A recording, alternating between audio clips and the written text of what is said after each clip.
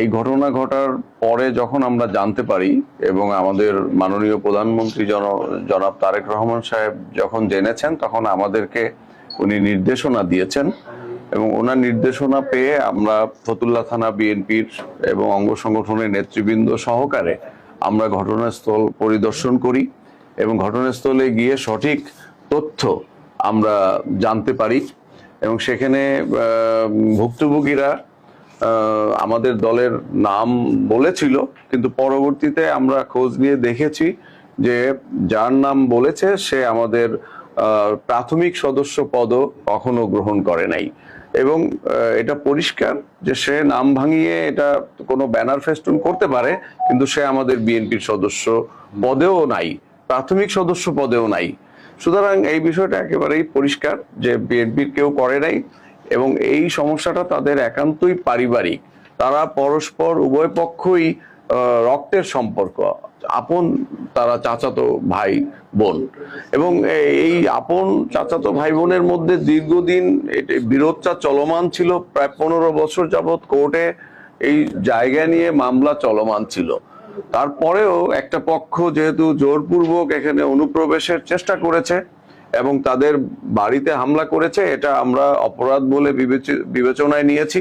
মাননীয় প্রধানমন্ত্রী মহোদয় এটাকে অপরাধ বলে বিবেচনায় নিয়েছে এবং সঙ্গে সঙ্গে তিনি নির্দেশ দিয়েছেন, আমাদেরকে ঘটনাস্থল পরিদর্শনের নির্দেশ দিয়েছেন এবং প্রশাসনকে তিনি নির্দেশ দিয়েছেন এই অপরাধের সঙ্গে যারা জড়িত তাদেরকে গ্রেপ্তার করার জন্য।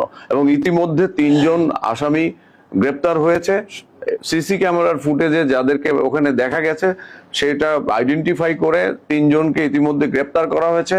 বাকি যারা অপরাধী রয়েছে তাদেরকেও যথাসম্ভব অল্প সময়ের মধ্যেই আইনের আওতায় আনা হবে। কাজেই সরকারের পক্ষ থেকে এবং আমাদের দলের পক্ষ থেকে ভুক্তভোগী পরিবারের পাশে আমরা দাঁড়িয়েছি সঙ্গে সঙ্গে এবং ওই ঘটনাস্থলে গিয়ে যে ক্ষয়ক্ষতি আমরা দেখেছি তাদের আর্থিক সামাজিক অবস্থা বিবেচনা করে আমরা সেখানেই ঘোষণা দিয়েছি যে মাননীয় প্রধানমন্ত্রীর নির্দেশে আমরা জেলা পরিষদ থেকে এই ভুক্তভোগী পরিবারকে 1 লক্ষ টাকা অনুদান আমরা দিব তাদের ঘরবাড়ি মেরামতের জন্য। এবং সঙ্গে সঙ্গে আমাদের ওখানকার ওয়ার্ড বিএনপি সভাপতি সেক্রেটারিকে আমরা নির্দেশ দিয়েছি কালকে বিকেল থেকেই সেই ঘর মেরামতের কাজ শুরু হয়েছে এবং মেরামত কাজ চলছে, যাতে অল্প সময়ের মধ্যেই তারা তাদের বসবাসের উপযোগী হয়ে যায়। কাজেই সার্বিক ব্যবস্থাপনা আমরা নিখুঁতভাবে এটা পর্যালোচনা করেছি, তাদের নিরাপত্তার ব্যবস্থাটাও আমরা নিশ্চিত করেছি, তাদের পাশে আমরা রয়েছি, তারা তাদের বাড়িতে অবস্থান করবে এবং অপরাধীরা খুব অল্প সময়ের মধ্যে গ্রেপ্তার হচ্ছে এবং আরো যারা গ্রেপ্তার এখনো হয় নাই তাদের বিরুদ্ধে কঠোর আইনগত ব্যবস্থা অভিযান পরিচালনা হচ্ছে।